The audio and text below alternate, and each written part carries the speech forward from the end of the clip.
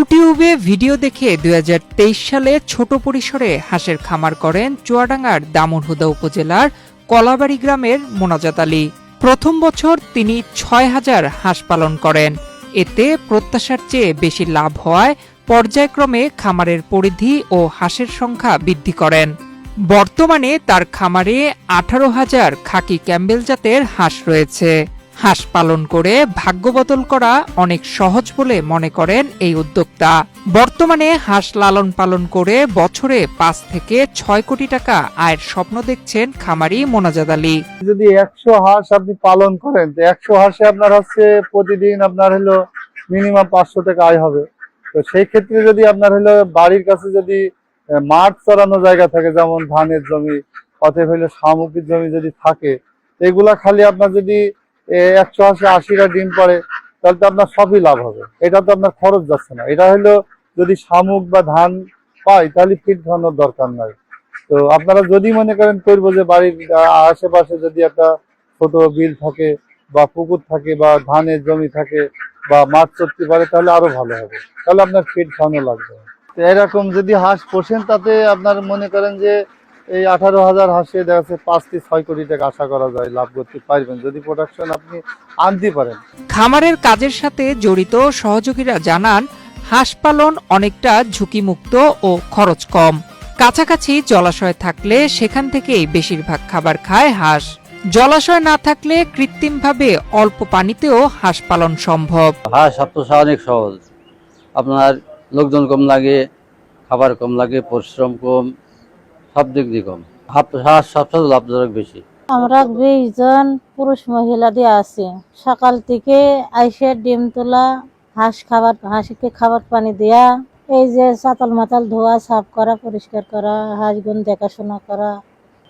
আগে আমি বাড়ি থাকতাম, এখন এইখানে থাকি মোনাজাত ঘরে। এখানে একটু কিছু কাজ কাম করে টাকা পয়সা পাই, এটা আমার একটা আয়ও হয়, সংসারটাও চলে।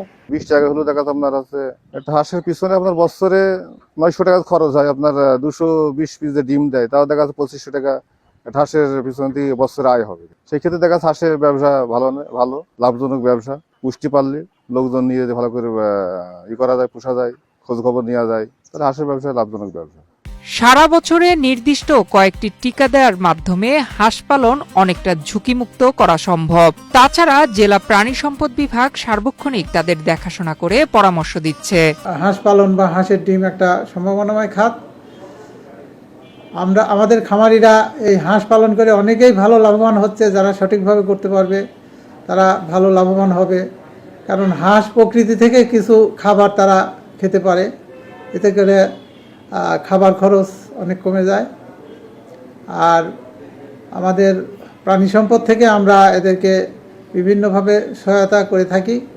আমরা হাঁসের যে বেশিরভাগ যে রোগগুলো হয় তার ভিতরে আছে ডাক প্লেগ আছে, তারপরে ফাউল কলেরা আছে, এবং ছোটোখাটো অন্যান্য আরও কিছু রোগ হয়। আমরা ডাক প্লেগ এবং হাঁস মুরগির যে কলেরা, এই দুটো ভ্যাকসিন আমরা প্রাণী সম্পদ থেকে তাদেরকে সরকার নির্ধারিত মূল্যে সরবরাহ করে থাকি। আর এছাড়া আমরা তাদেরকে বিভিন্নভাবে বুদ্ধি পরামর্শ দেই, এবং যদি কখনো কোনো রোগবালাইয়ের প্রাদুর্ভাব হয়, আমাদের ডাক্তার যারা আছেন, কর্মকর্তা যারা আছেন, তারা তাদের পাশে সব সময় থাকি। যে সবাই যদি আমাদের সাথে একটা যোগাযোগ রেখে হাঁস পালন করেন, আমার মনে হয় যে হাঁস খামার লাভজনকভাবে করা সম্ভব, এবং এর দ্বারা দারিদ্র্য বিমোচন এবং বেকার সমস্যা সমাধান হতে পারে। জেলা প্রাণী সম্পদ দপ্তরের হিসাব মতে চুয়াডাঙ্গা জেলায় ১৯২টি হাঁসের খামার রয়েছে। এ জেলায় প্রায় ৪.৫ লাখ হাঁস পালন করা হচ্ছে, যা থেকে উৎপাদিত ডিম ও মাংস দিয়ে জেলার পুষ্টি চাহিদা পূরণ হচ্ছে। দেশি খাকি ক্যাম্বেল, জিন্ডিং ও ইন্ডিয়ান রানার জাতের হাঁস পালন করে লাভবান হচ্ছেন খামারিরা। এছাড়া মাংসের জন্য বেইজিং জাতের হাঁস পালন লাভজনক। নয়ন বিশ্বাস, বাংলাদেশ প্রতিদিন।